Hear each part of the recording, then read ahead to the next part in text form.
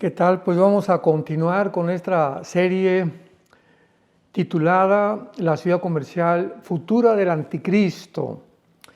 Estamos estudiando realmente el capítulo 18 del libro del Apocalipsis, donde encontramos la descripción de una ciudad comercial. Una ciudad que va a ser inaugurada posiblemente por el anticristo y que va a estar localizada geográficamente en el territorio de lo que se llama en la Biblia la tierra de Sinar, la tierra de los caldeos o la antigua Babilonia, que actualmente en el siglo XXI correspondería con las naciones de Irak y de Siria. Muy bien, es muy importante que nosotros distingamos la Babilonia del capítulo 18 del capítulo 17 del libro del Apocalipsis, porque el capítulo 17 nos describe una Babilonia religiosa, una Babilonia mística, que va a tener lugar en Roma. ¿Cómo lo sabemos? Porque se describe a una mujer calificada como la ramera, la Babilonia, la ramera. En otras palabras, el Espíritu Santo la describe como una mujer de cascos ligeros, como una mujer volupta, simplemente porque espiritualmente tiene una analogía. Lo que en el terreno espiritual representa es un sistema religioso que está completamente prostituido. En otras palabras, en el Antiguo Testamento, cuando alguna nación tenía relaciones con Israel ilícitas, o cuando Israel comenzaba a tratar de buscar ayuda a Siria, Jordania, etcétera, etcétera, Dios le llamaba que se estaba prostituyendo, porque en lugar de buscar la ayuda de parte de Dios, creía Israel que podía encontrar la respuesta en otra nación cercana o alrededor de ella. Así que en el aspecto espiritual, esta Babilonia religiosa del capítulo 17 es un sistema religioso que se va a levantar posiblemente en los primeros 3 años y medio de la tribulación. Repito, la Babilonia religiosa mística del capítulo 17 de Apocalipsis surgirá en los primeros 3 años y medio de los últimos 7 años que se consideran o se conocen como la 70 semana de Daniel. ¿Por qué va a ser los primeros 3 años y medio? Porque va a ser los primeros 3 años en los que este sistema religioso va a perseguir a cristianos y tal vez posiblemente a algunos judíos. Sin embargo, a los 3 años y medio, las 10 naciones del anticristo, que ya hemos mencionado en otras conferencias y en otras series, como la de Irán, la del Apocalipsis, etcétera, etcétera, van a destruir este sistema religioso. Por ejemplo, rápidamente lo vamos a ver en Apocalipsis 17, los 10 naciones del anticristo que van a destruir este sistema religioso, y después de los 3 años y medio que este sistema religioso sea destruido, pongamos mucha atención, entonces a los últimos 3 años y medio corresponderán al gobierno del anticristo, porque al anticristo se le han concedido únicamente 3 años y medio de gobierno, o 42 meses o 1260 días. Dice Apocalipsis 17, versículo 12, los 10 cuernos, aquí está el Espíritu Santo interpretando qué son los 10 cuernos que vio el apóstol Juan en esta visión del capítulo 17 de Apocalipsis sobre una bestia, que es el anticristo. Tenía los 10 cuernos y tenía las 7 cabezas. Así que interpreta y dice que los 10 cuernos, versículo 12, son 7 gobernantes, 7 reyes, que corresponden estos 10 cuernos a los 10 dedos 600 años atrás en el libro de Daniel, capítulo 2, de la estatua de Nabucodonosor.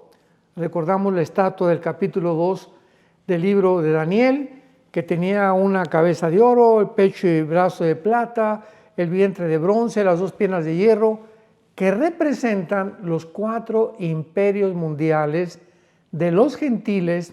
O sea, los gentiles es el tiempo en el que Israel queda bajo los gobiernos que ya no son ellos los que gobiernan, sino los gobiernos mundanos.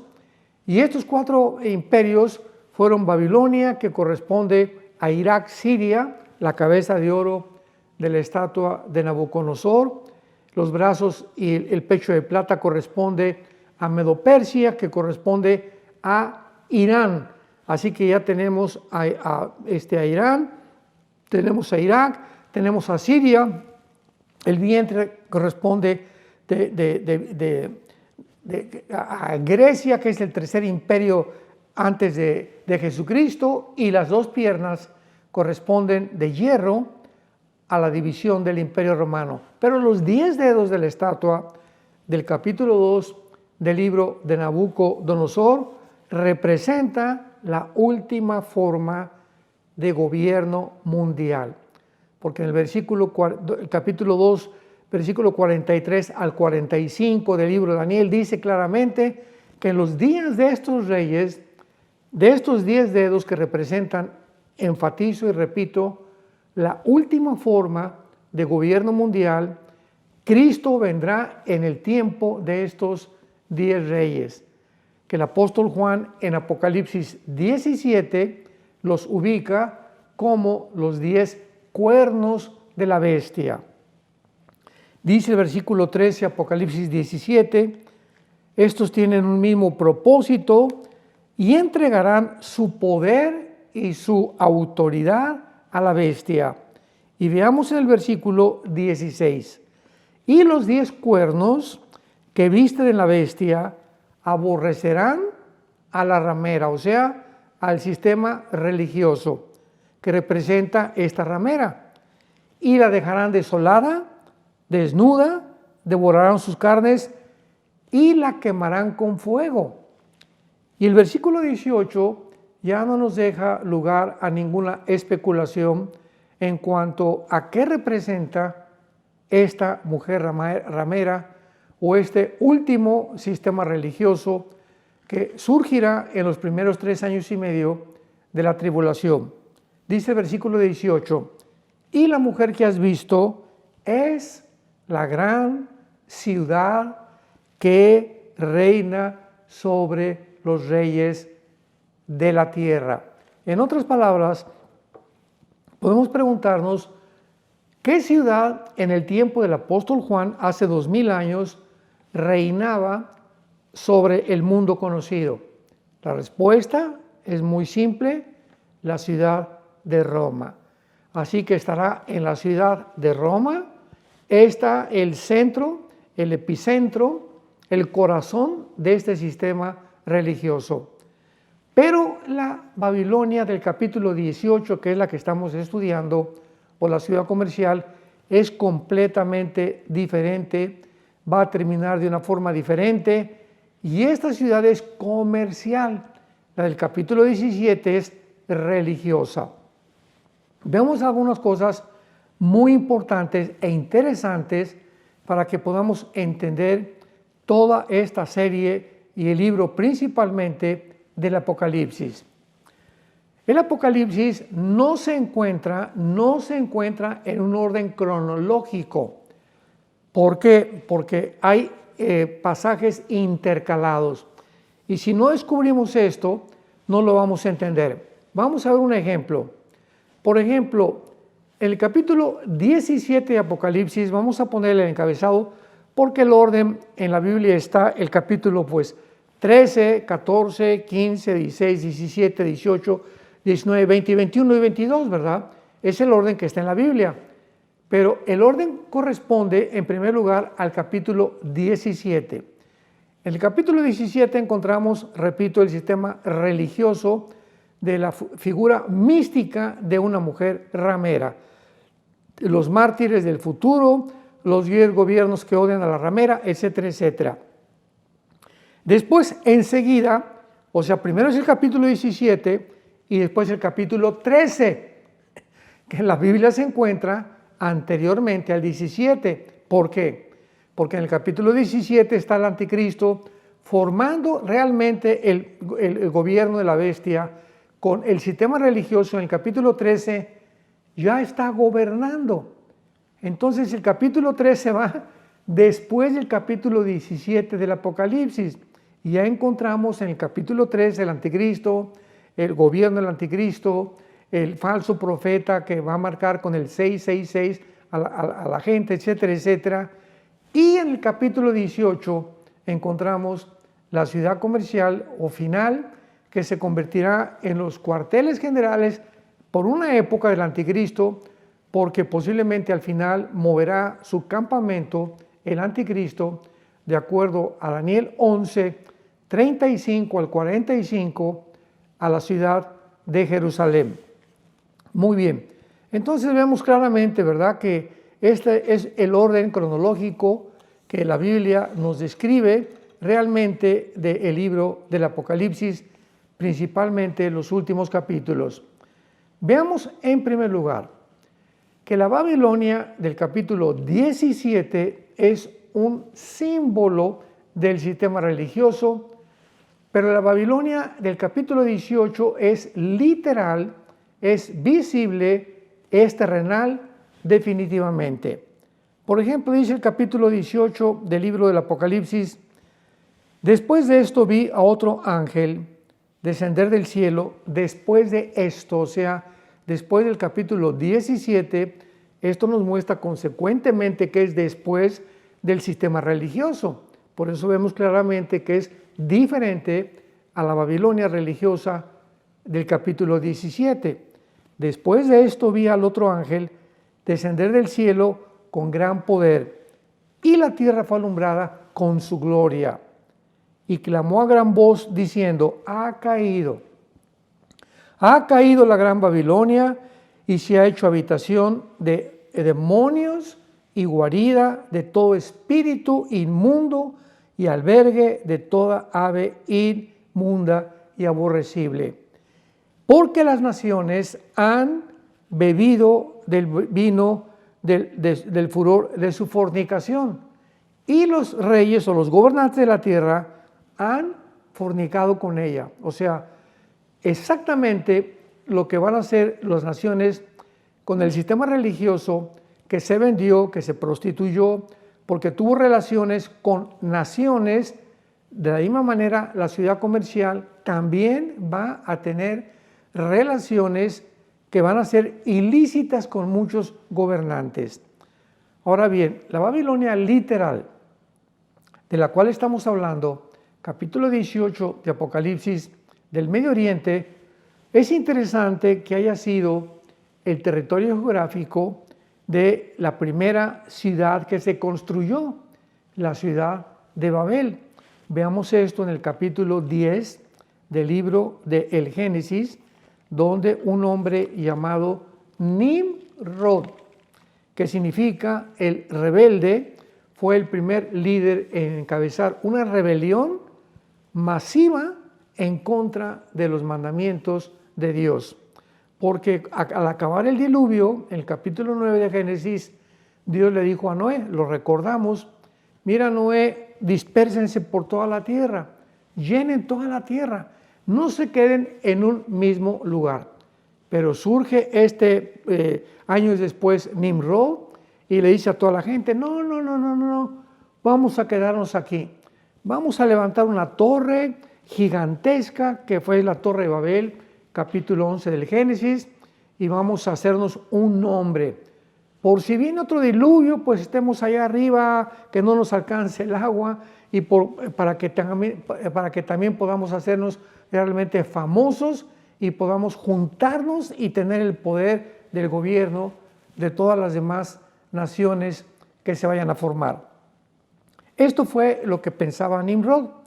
Dice el versículo capítulo 10 del libro del Génesis, entonces, que fue esto el comienzo del gobierno de Babel. Versículo 10, Génesis 10, versículo 10. Y fue el comienzo de su reino, Babel, Efec, que es Irak, apúntalo ahí en tu Biblia, Efec, que es Irak, Akkad y Cainé, en la tierra de Sinar.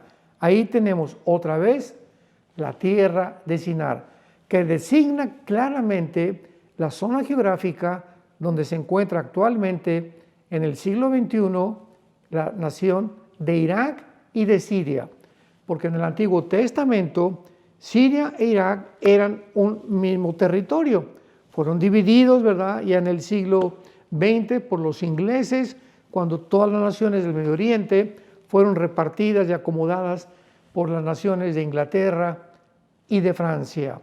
Vemos entonces que esta Babilonia literal fue el sitio otra vez de la primera rebelión masiva en contra de Dios después del diluvio y se convertirá, volverá a ser el sitio de la última rebelión mundial contra Dios. Veamos esto claramente en el libro del Apocalipsis, capítulo 14, versículo 8, que dice así, Apocalipsis 14, versículo 8.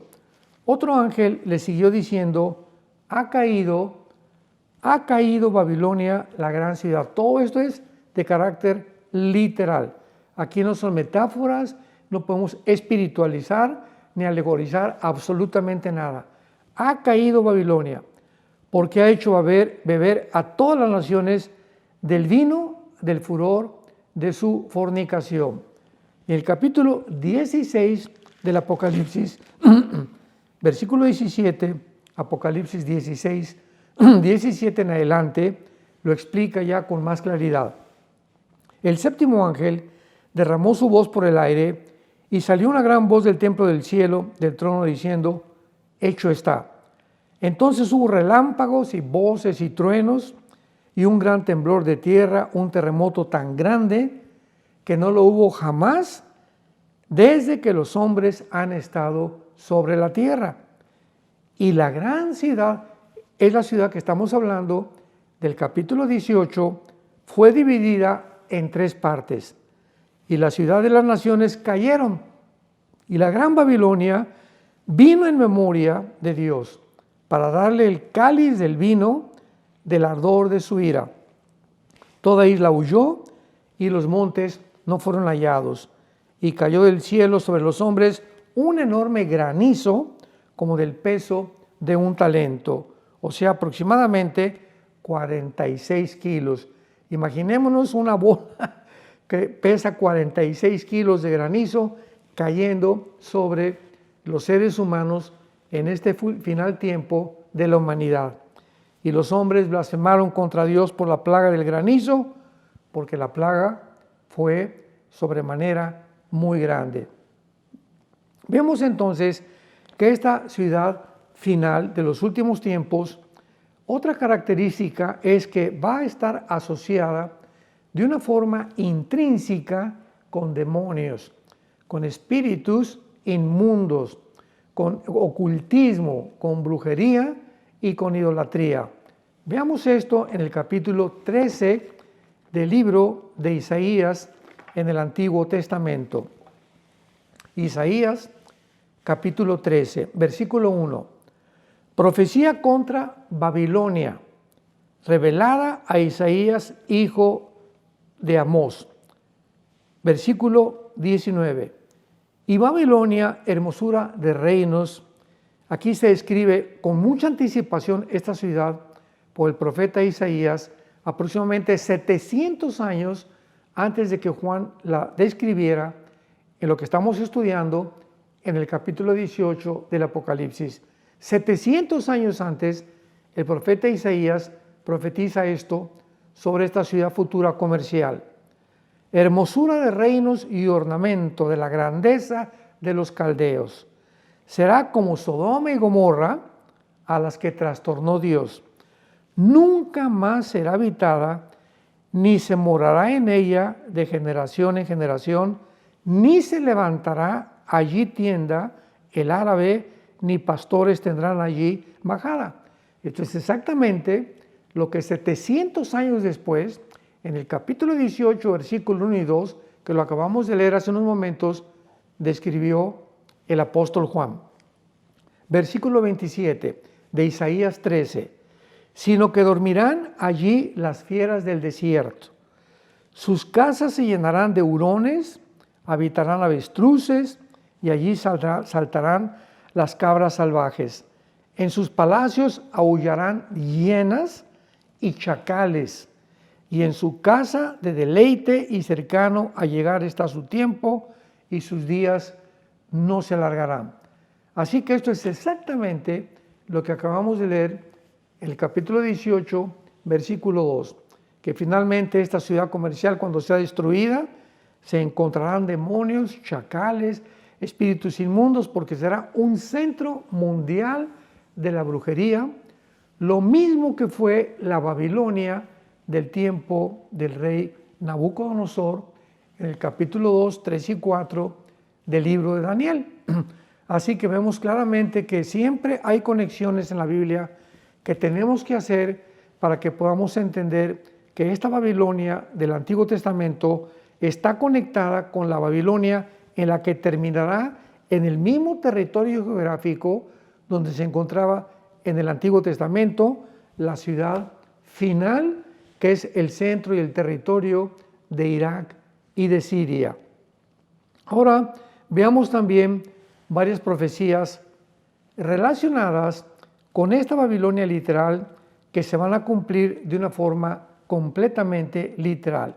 Por ejemplo, en el capítulo 50 del libro de Jeremías y 51. De estos dos capítulos de Jeremías 50 y 51, dos capítulos describen completamente la misma ciudad. Esta ciudad comercial que se va a levantar y que finalmente en los últimos tiempos va a ser destruida.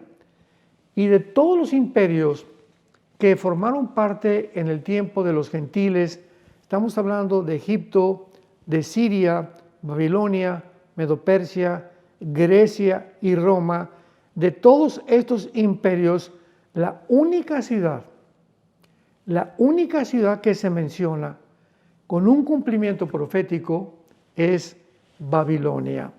Así que esto es muy importante porque de esta manera podemos nosotros ir viendo todos estos acontecimientos, todos estos eventos que van a tener lugar precisamente en los tiempos del famoso dictador mundial que será el anticristo. Ahora bien, la Babilonia es la única ciudad nombrada, esta ciudad Babilonia es la única nombrada para ser juzgada por culpa de los mártires, o sea, de todos aquellos que murieron por la causa de Jesucristo. Esto es muy interesante también. Veámoslo en Apocalipsis 18, versículo 24. Dice la Biblia claramente, y en ella se halló la sangre de los profetas y de los santos y de todos los que han sido muertos en la tierra. O sea, este lugar geográfico del Medio Oriente va a ser una matazón impresionante de judíos y de cristianos. Recordamos que el anticristo en los últimos 3 años y medio es cuando va a ocupar esta ciudad. Esta ciudad se convertirá en un centro comercial mundial, el centro de las finanzas de Wall Street en Nueva York. Se va a mudar a Babilonia, a la región de Irak actualmente y de Siria, y es interesante que actualmente Siria pues está ocupada por un hombre llamado Al-Jolani, que pues le dieron, ¿verdad?, un golpe de estado al expresidente Assad, que ya era el tercero de una descendencia, de una familia que tenía ya más de 30, 40 años gobernando a Siria, y ahorita se encuentra Siria e Irak. Irak estaba en manos de Irán, porque después de que derrotaron a Saddam Hussein, pues los iraníes se apoderaron de Irak y pusieron ahí a los yihadistas, o sea, estos terroristas que están buscando exterminar a la nación de Israel.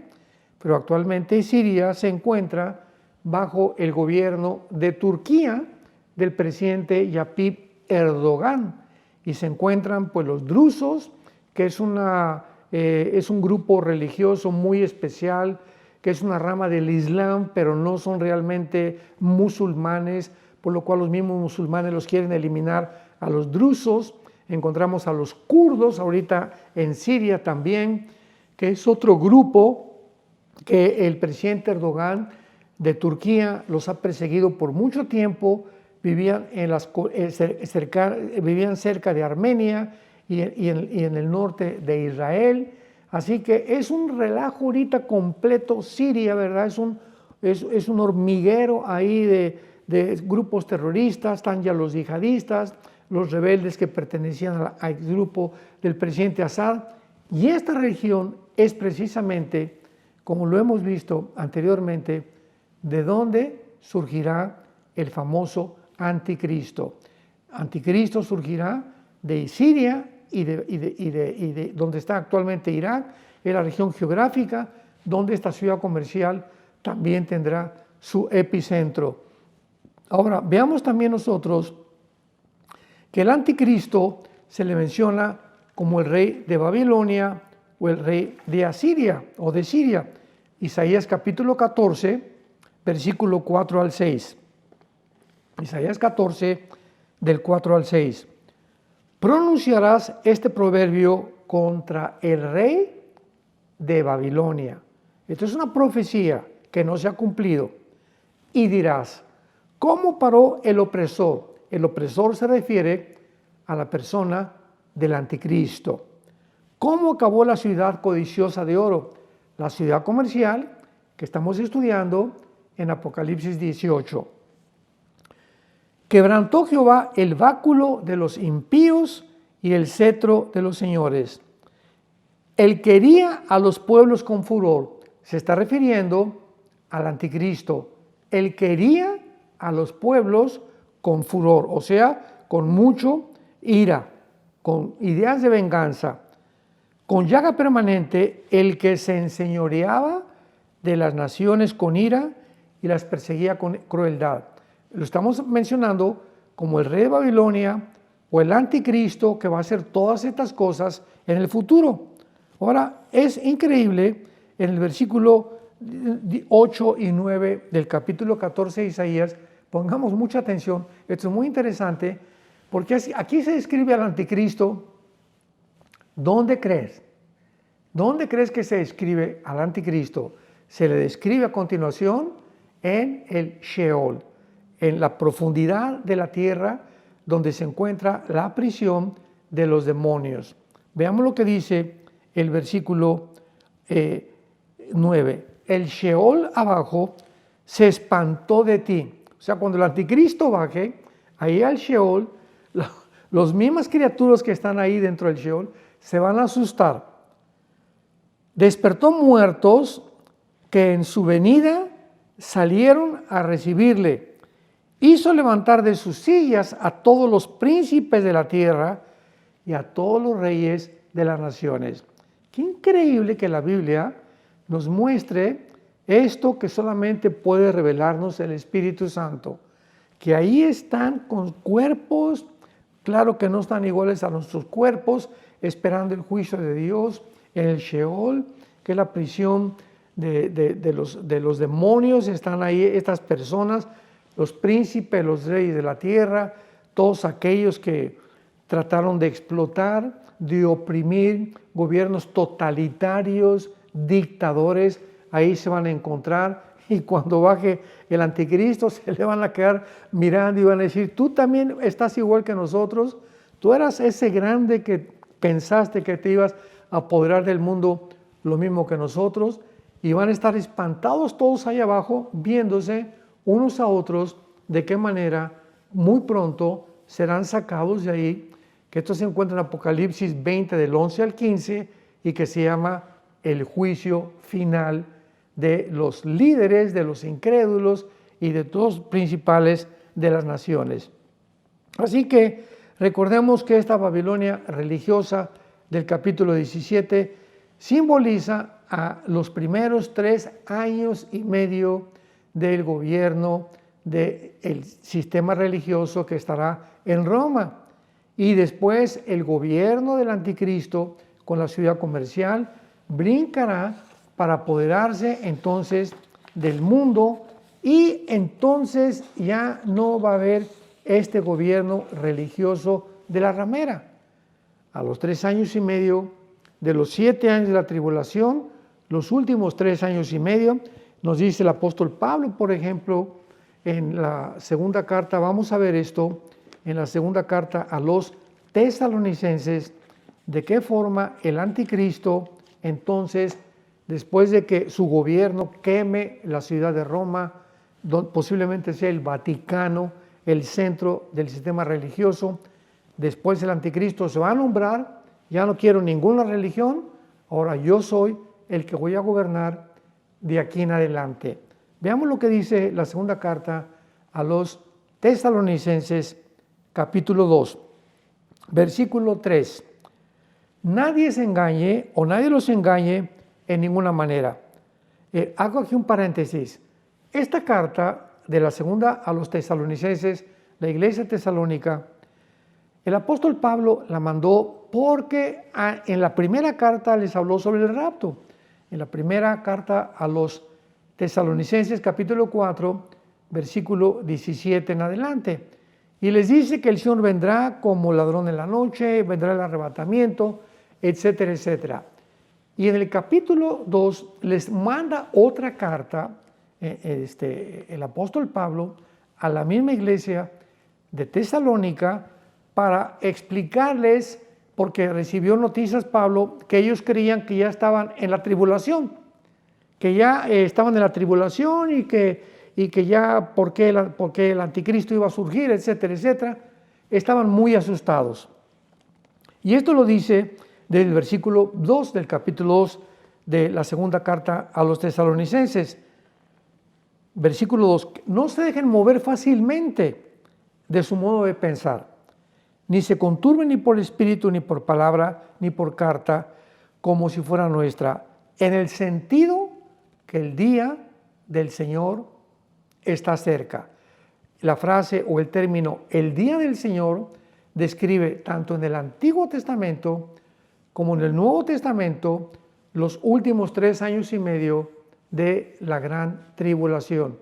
Y muchas veces cubre parte del milenio porque es la consumación de la ira de Dios. Así que estos cristianos estaban muy asustados y Pablo les dice, ya no hagan caso de cartas que le están mandando, y les explica por qué no se encontraban ellos en la tribulación. Versículo 3, no los engañe nadie, porque no vendrá, o sea, la tribulación sin que antes venga la apostasía y se manifieste el hombre de pecado, el hijo de perdición. En otras palabras, si el anticristo no se ha manifestado, entonces no se preocupen, no están en la tribulación todavía no ha venido, porque el que inicia la tribulación, ¿quién es? Pues la persona del anticristo. ¿Y cómo inicia la tribulación?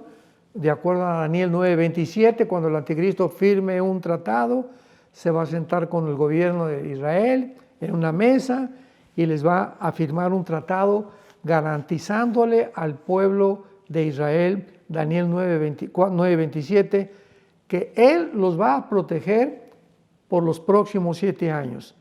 Así que así comienza la tribulación. Entonces, si el anticristo no ha aparecido, pues no puede haber tribulación. Es lo que Pablo les está diciendo. Y dice el versículo 4, Pablo comienza a describir las acciones del anticristo, el cual se opone y se levanta contra todo lo que se llama Dios o es objeto de culto, tanto que se sienta en el templo de Dios, que va a ser, esto nos habla que va a ser reconstruido el tercer templo judío, como Dios haciéndose pasar por Dios. O sea, una vez que el gobierno del anticristo, Apocalipsis 17, como lo vimos anteriormente, quemen la ciudad del sistema religioso que será el Vaticano, el anticristo, los últimos 3 años y medio de su gobierno, se va a sentar él en el templo judío Y ahí ese sistema religioso que ya va a ser quemado, desaparecido, los últimos 3 años y medio, el anticristo va a establecer su propia religión. Dice que se va a pasar por Dios. En otras palabras, una vez que se queme la ramera, el sistema religioso que se prostituyó, el anticristo va a decir, aquí no hay Dios más que yo. Y los últimos 3 años y medio es cuando va a mandar que el falso profeta, Apocalipsis 13, marque con el 666 a toda la gente que se rehúse a adorar a quién, adorarlo a él. Entonces el anticristo se va a colocar como Dios, y el que no me adore van a mandar su imagen por todos lados, tal vez con inteligencia artificial o con hologramas, pero va a mandar que su imagen sea propagada por el mundo entero para que la gente lo adore, y los que no lo adoren pues serán controlados, como ya hay un control impresionante biométrico actualmente en el siglo XXI, para que sean muertos si no tienen la marca del 666. Y entonces el versículo 5 de la misma segunda carta a los tesalonicenses, capítulo 2, versículo 5, les dice el apóstol Pablo: ¿qué no se acuerdan que cuando yo estaba con ustedes les decía esto? O sea, Pablo ya les había explicado claramente, o sea, no tenían por qué asustarse, pero así somos los cristianos. Muchas veces hemos leído y leído la Biblia y de repente viene un acontecimiento que ya lo habíamos leído y nos asustamos creyendo, porque he oído que muchos cristianos creen que estamos en las trompetas. Otros me han mandado correos preguntándome que si ya estamos en la tribulación. Pues están casi igual que la iglesia de Tesalónica, ¿verdad? Como no leemos claramente o no nos recordamos aquellas cosas que están escritas, y pues estamos en nuestra mente en otro punto, en otro lugar, y olvidamos completamente lo que hemos aprendido. Que no se acuerdan que ya se los había dicho yo, dice Pablo, versículo 6, y ahora ustedes saben lo que lo detiene. O sea, estén conscientes, dice Pablo, que este anticristo que se va a levantar y que va a iniciar la persecución, ahorita hay un poder que lo está deteniendo. O sea, todavía no se ha manifestado el anticristo. Estamos en el siglo XXI, esto fue escrito hace 2000 años. Hay algo que lo está deteniendo. Esto es muy interesante. Ustedes saben lo que lo detiene, a fin de que a su debido tiempo se manifieste. O sea, Dios tiene un tiempo para que este poder que está deteniendo al anticristo sea quitado del medio. Y cuando este poder sea quitado del medio, el anticristo va a surgir en el mundo. Y dice el versículo 7, porque ya está en acción el misterio de la iniquidad.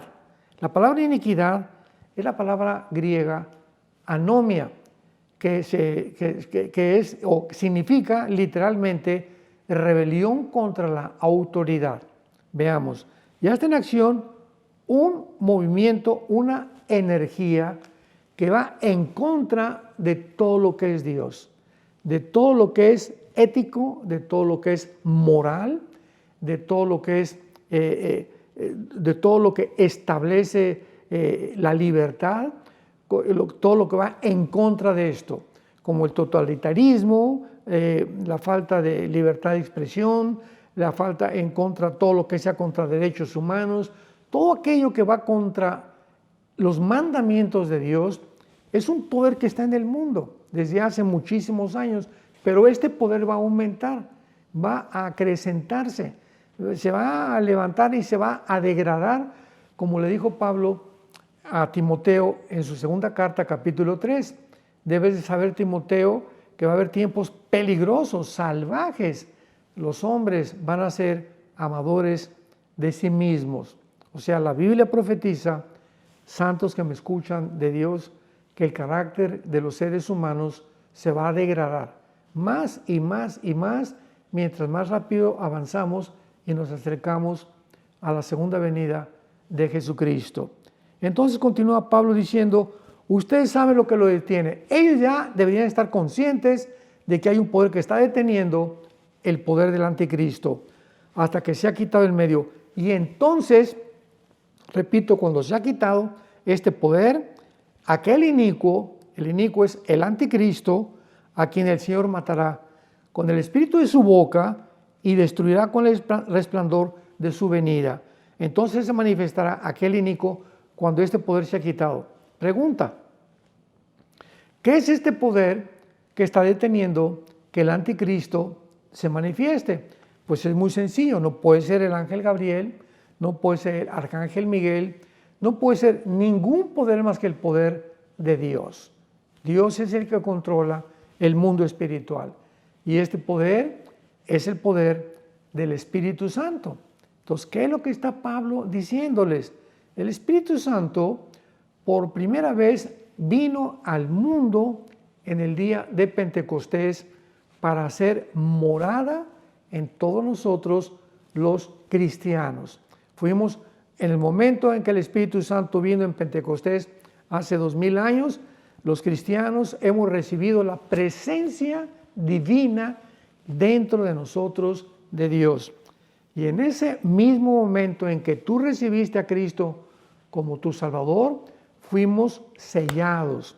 Dice Efesios capítulo 1 que fuimos sellados con el Espíritu Santo hasta el día de la resurrección, hasta el día en el que el cuerpo se ha transformado a la imagen y semejanza de Jesucristo, Filipenses 3, 20 y 21. Entonces el Espíritu Santo estamos sellados y un sello significa propiedad y significa también pertenencia o protección. Entonces, así como yo recuerdo hace muchos años cuando pues viví en un rancho, cuando era joven, al ganado se le marcaba se le ponía una marca a una vaca, a los becerros, a los caballos, con un fierro caliente, hirviendo, ¿verdad? Con el símbolo de la ganadería a la que pertenecían. Por ejemplo, si pertenecían a don José Martínez, el ranchero José Martínez, era una J y una M. Con un fierro caliente se le marcaba, indicaba que esa vaca, ese caballo, ese becerro le pertenecía a José Martínez. Y si esa vaca se pasaba a otro rancho o rompía un cerco, pues con esa marca reconocían los otros rancheros que no era de ellos. Entonces implicaba propiedad, indicaba protección también, de que no se lo fueran a robar. El Espíritu Santo nos ha sellado. Significa que tenemos la presencia de Dios. Esto los demonios lo saben. El mundo espiritual está consciente que los cristianos estamos sellados, que estamos poseídos por un espíritu que es el Espíritu Santo y al mismo tiempo que Dios nos está protegiendo, porque esto nos habla que le pertenecemos ya a Dios para siempre. Entonces, esto nos habla claramente, ¿verdad?, de la pregunta si los demonios pueden poseer a un cristiano. No, porque la posesión implica pertenencia y ya le pertenecemos a Dios, pero sí pueden influir en nuestra mente, ¿verdad?, con pensamientos, pueden provocarnos enfermedades, pueden hacernos que nos desviemos del camino de Dios, pero poseernos ya no lo pueden hacer, porque ya le pertenecemos a Dios eternamente. Entonces, cuando el Espíritu Santo, cuando la iglesia salga en el arrebatamiento, en el rapto de la iglesia famoso que ya mencionamos, pues el Espíritu Santo se va junto con nosotros. Pero no significa que el Espíritu Santo ya no esté en el mundo, porque recordamos que el Espíritu Santo es, ¿qué cosa? Omnipresente. Entonces, esto significa que el Espíritu Santo va a seguir en el mundo, la iglesia ya no está, pero va a operar, esto es importante, va a operar de otra manera como operó en el Antiguo Testamento. ¿Cómo operó el Antiguo Testamento el Espíritu Santo? Bueno, venía el Espíritu Santo, entraba sobre Sansón, y Sansón en el libro de los jueces tenía una fuerza increíble. El Espíritu Santo se salía de Sansón y Sansón era un hombre común y corriente como tú y como yo. Venía el Espíritu Santo sobre David y, por ejemplo, el Salmo 22 que escribió David: Dios mío, ¿por qué me has desamparado? Horadaron mis manos y mis pies. 1000 años antes que Jesucristo muriera, David escribió las palabras de Jesús que pronunció en la cruz por el Espíritu Santo. Se iba el Espíritu Santo y David era un hombre, ya no era poeta, ya no estaba inspirado, porque es la forma como el Espíritu Santo operaba. Pero bajo el Nuevo Testamento, ahora ya está dentro de nosotros para siempre. Ya no se sale hasta el día de nuestra resurrección. Y entonces, dice el versículo 8 de segunda de Tesalonicenses capítulo 2, se manifestará aquel inicuo a quien Cristo matará con el espíritu de su boca. Yo oí por ahí algún comentario, ¿verdad?, que este iba a ser el Papa, pero el Papa es imposible que sea este hombre de pecado. ¿Cómo va a ser el Papa el hombre de pecado? Si aquí estamos hablando ya de los últimos 3 años de la gran tribulación. Entonces, es importante todo esto que acabamos de estudiar. Vamos a terminar con la 4ª parte de esta serie muy pronto y vamos a poner muchísima atención a estas profecías tan preciosas, tan maravillosas, que nos dan una luz y nos da la seguridad, como dice el libro de los Hebreos, porque somos participantes con Cristo, con tal que retengamos hasta el final la confianza del principio. En otras palabras, no es como comenzamos, sino como terminamos.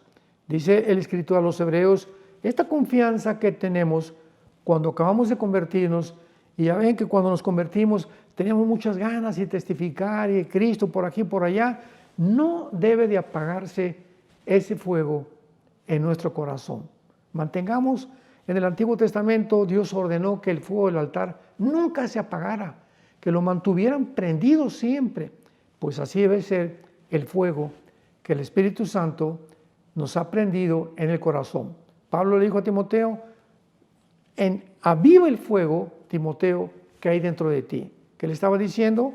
Bueno, lo único, ¿verdad?, que aviva el fuego es la Biblia.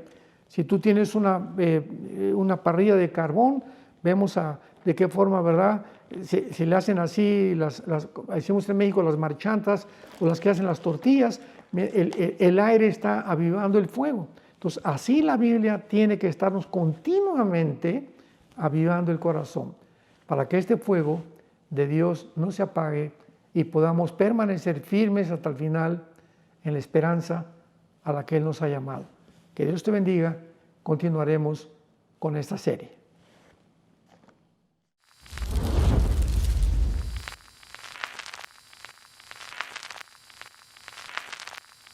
Hola, ¿qué tal? Me da mucho gusto saludarles y quisiera simplemente comunicarles que gracias a todos ustedes a través de todas las naciones del mundo que aman la palabra de Dios y que realmente están interesados en que nosotros como organización Vida Nueva para el Mundo y Armando Alducin Ministries continuemos predicando el Evangelio de la Gracia de Jesucristo y que podamos nosotros continuar haciéndolo gracias a sus donaciones.